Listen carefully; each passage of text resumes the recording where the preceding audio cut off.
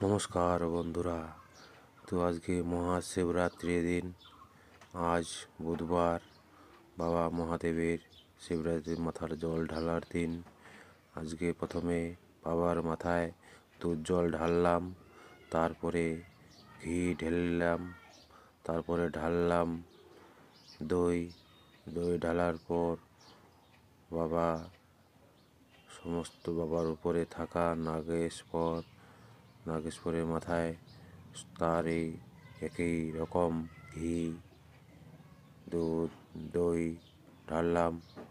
তারপর ধূপের আগুন দিয়ে প্রদীপ জ্বালিয়ে বাবাকে তার পূজার পুনর্নির্বাচন করলাম।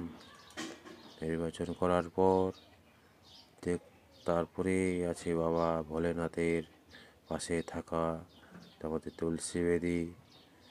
তুলসী বেদির মাথার উপরে পুষ্প জল দিলাম। পাশে রয়েছে আমাদের মা মনসা এবং পবনপুত্র শ্রী হনুমান, তাদের দুইজনকেই পুষ্পাঞ্জল দিলাম।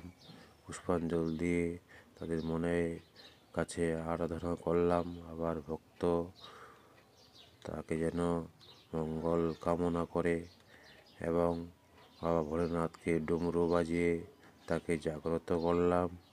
এই ডমরু বাজে বাবা ভোলেনাথ সবসময় জাগ্রত হয়, তাই ডমরু বাজে জাগ্রত করে তাকে আবার জাগ্রত করে তুললাম।